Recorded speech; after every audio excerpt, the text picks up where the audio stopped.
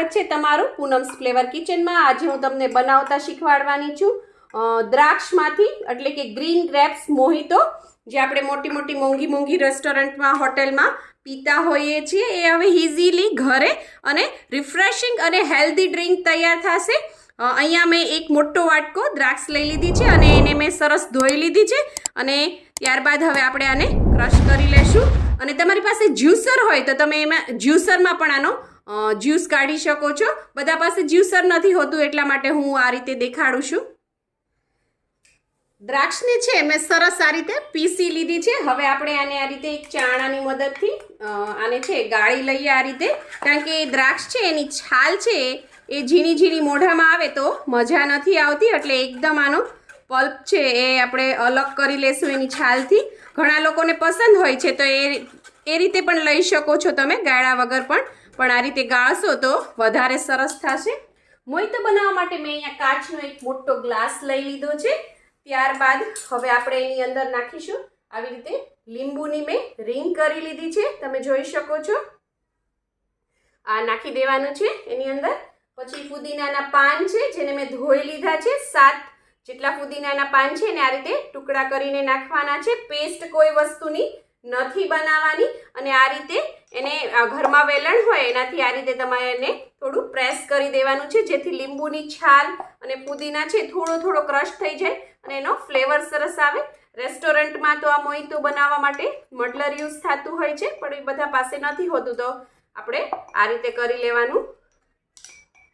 અને ત્યારબાદ હવે આપણે એની અંદર નાખીશું થોડી ગ્રેપ્સ છે, એના મેં ટુકડા કરી લીધા છે, આ ચંક્સ સરસ લાગે ખાવા માટે। ત્યારબાદ હવે આપણે એની અંદર નાખીશું જે આ દ્રાક્ષને આપણે જે જ્યુસ કાઢી લીધું છે, બધું ગાળી લીધું છે મેં, એને આની અંદર એડ કરી દઈશું। બધું જ નાખી દઈશું આપણે, એનાથી ટેસ્ટ બહુ સરસ આવશે। ત્યારબાદ હવે આપણે એની અંદર નાખીશું આ ખાંડ છે, એને મેં દળી લીધી છે મિક્સરમાં, એ નાખવાની છે આપણે 2 ચમચી નાખીશું।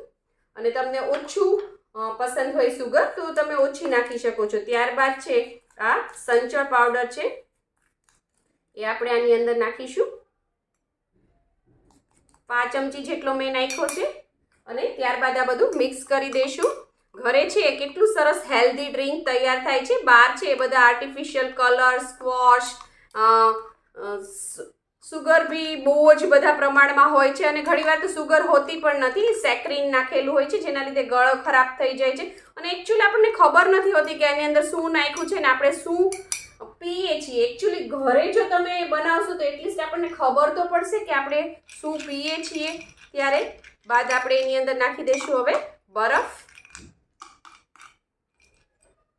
બધું સરસ મિક્સ થઈ જાય પછી એની અંદર હું નાખું છું સ્પ્રાઇટ। તમારે સ્પ્રાઇટ ના નાખવી હોય અને સોડા નાખવી હોય તો પણ નાખી શકો છો।